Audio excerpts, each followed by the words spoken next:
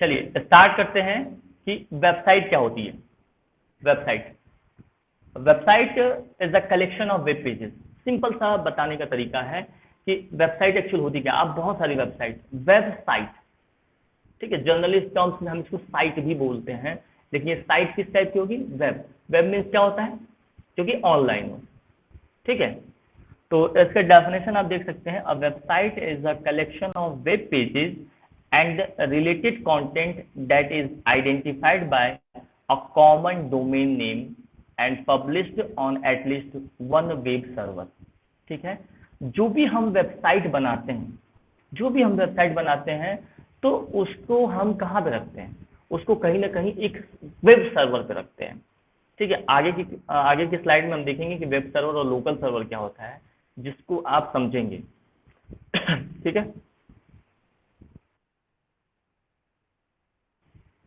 ठीक है।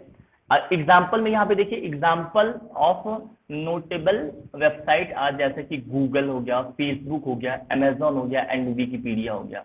All publicly accessible website collectively consisted the world wide web, ठीक है। देखिए वर्ल्ड वाइड वेब के अंदर ही आपकी वेबसाइट होती है, ठीक है। वर्ल्ड वाइड वेब के अंदर क्या होती है, वेबसाइट होती है। अब वहां पे आप क्या करते हो, वहां पे वेब सर्वर्स होते हैं। अब वेब सर्वर्स कौन बनाता है, कौन करता है, जैसे गूगल के भी सर्वर्स हैं, अलग अलग कंपनियों क्या करते हैं, वेब सर्विसिंग देते हैं। अब देखिए वेब सर्विसिंग का एक्चुअल कॉन्सेप्ट क्या होता है। जब भी आप वेबसाइट डेवलप करते हो ना, तो जिस सिस्टम पे आप काम करते हो, अपने सिस्टम पे, अपने लैपटॉप पे, डेस्कटॉप पे, तो वो आपका जो सिस्टम है वहां पे जब आप उसको टेस्टिंग करते हो, उस प्रोग्राम को रन करते हो, तो वो आपके लिए लोकल सर्वर होता है। क्यों, क्योंकि वो चीजें आप ही देख रहे हो, लोकली देख रहे हो, आपको कोई एक्सेस नहीं कर, दूसरा कोई एक्सेस उस चीज को नहीं कर पाएगा। बट आप एक वेबसाइट बना रहे हो किस लिए, हमारे एंड यूजर के लिए, अलग अलग यूजर के लिए आप उस वेबसाइट को बना रहे हो कि इसका वो सर्विस ले पाए, इस वेबसाइट का जो मोटिव है वो ले पाए। तो उसको हम अपने लोकल सर्वर पे नहीं रखेंगे, उसको हमें एक वेब सर्वर पे देना होगा, जो कि वर्ल्ड वाइड वेब के अंदर होगा। और वहां पे हमें एक क्या मिलेगा, एक हमें मिलेगा डोमेन नेम। डोमेन नेम जैसे www के अंदर google.com, तो हमें एक डोमेन नेम मिल जाएगा, और उस डोमेन नेम को हम लिंक शेयर कर देंगे, कोई भी हम जा सकते हैं, जैसे सरकारी रिजल्ट.com, google.com, facebook.com। तो उसी तरह हम भी एक अपना वेबसाइट बना सकते हैं, ठीक है। अब देखिए यहाँ पे सबसे मोस्ट इंपॉर्टेंट जो है वो है web server, local server, URL, ठीक है। तो वेब सर्वर क्या होता है, लोकल सर्वर क्या होता है, और यूआरएल क्या होता है, ये तीनों प्रीवियस में जो वेबसाइट की बात की थी, ये चारों जो टर्म्स हैं, website, web server, local server और यूआरएल, एक दूसरे से इंटर रिलेटेड है, ठीक है। जैसे आप डेफिनेशन में आप यहाँ पे देख रहे हो, अ web server is a software and hardware that usage HTTP and other protocols to respond to the client request made over the world wide web। Simply इसका कहने का मतलब ये है कि ये क्या होता है, एक सॉफ्टवेयर होता है जो कि हार्डवेयर के अंदर भी होता है। अब ऐसा थोड़ी कि सॉफ्टवेयर विदाउट हार्डवेयर तो एग्जिस्ट ही नहीं करता है। तो इसमें क्या होते हैं, HTTP रिस्पॉन्स होते हैं। ये क्या करता है, आपके हाइपर टेक्स्ट का मतलब क्या होता है, जैसे लिंक बेस्ड होते हैं चीजें, कि हम किसी की चीज को सर्च करते हैं या क्लिक करते हैं, तो वो अदर्स पेज को या अदर्स प्रोटोकॉल से रिस्पॉन्ड करता है।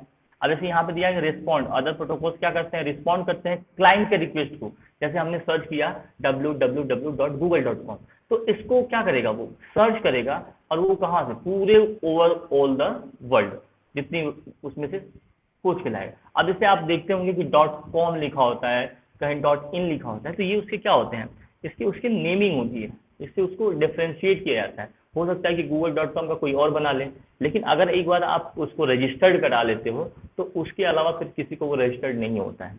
तो ये सारी चीजें क्या करनी चाहिए, आपको पहले से ही अपना एक निश्चय क्रिएट कर लेना चाहिए कि हमें क्या कैसे बनाना है।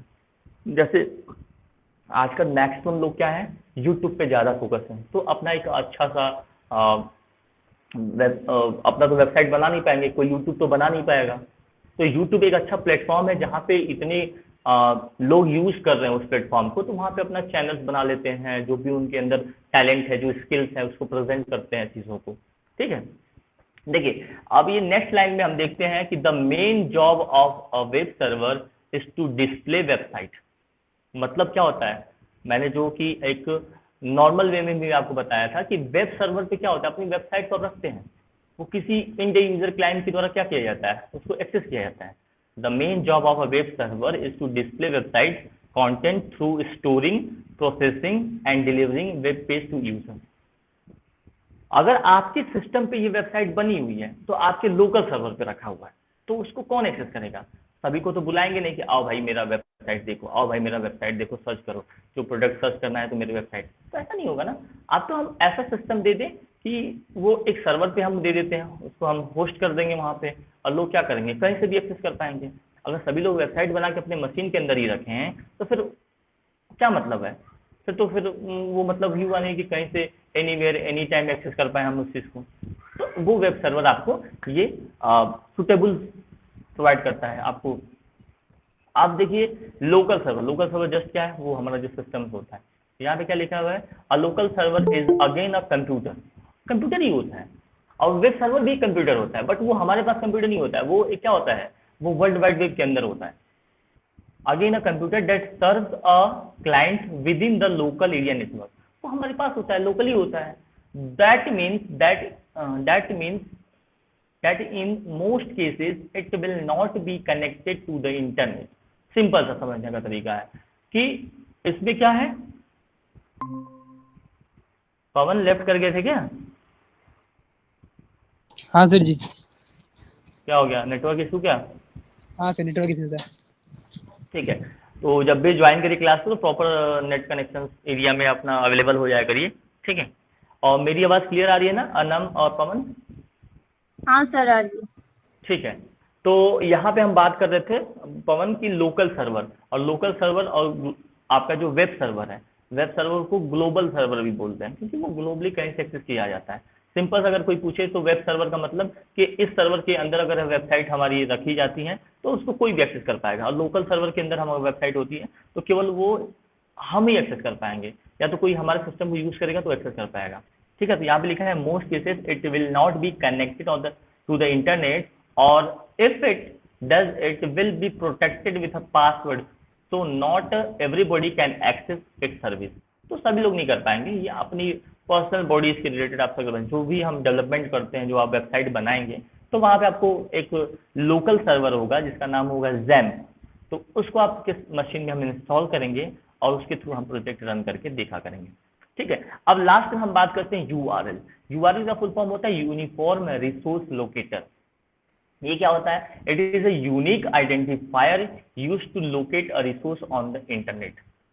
ठीक है, it is also referred to as a web address. Web address होता है कि हम किसी वेबसाइट का एड्रेस बना लेते हैं, जैसे HTTP colon backward slash www.google.com। तो ये जो पूरा एक लाइन में कंटेंट लिखा हुआ है पूरा, इसको बोलते हैं यूआरएल बोलेंगे, या तो इसको बोलेंगे वेब का एड्रेस।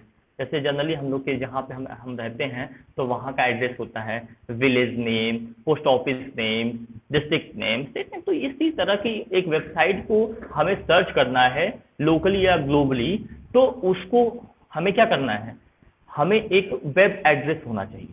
ठीक है, जब भी हम वेब सर्वर पे होते हैं तो वहाँ पे हमें इस टाइप की चीज़ें मिलती हैं, जैसे कि अगर मैं बताऊं कि यूआरएल दो तरीके से सेट होता है। एक तो वेब सर्वर का अलग होता है जहाँ पे HTTP, जैसे यहाँ पे दिया हुआ HTTP आपको रिस्पॉन्स देता है, लेकिन आप अगर लोकल सर्वर पे हैं तो यहाँ पे आपको लोकल होस्ट जो होता है उसके थ्रू होता है। तो लोकल होस्ट का जो आपका प्रोटोकॉल होता है, IP एड्रेस होता है, वो उसको याद कर लीजिए 127.0.0.1।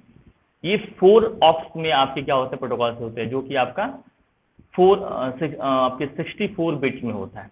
ठीक है, 64 बिट में जब एक IP एड्रेस भी आप नेक्स्ट आगे हम पढ़ाएंगे तो उसमें अच्छे से बताएंगे। IP एड्रेस शायद आपने इंटरनेट में पढ़ा था, उसमें मैं बताया था कि IP वर्जन 4, IP वर्जन 6।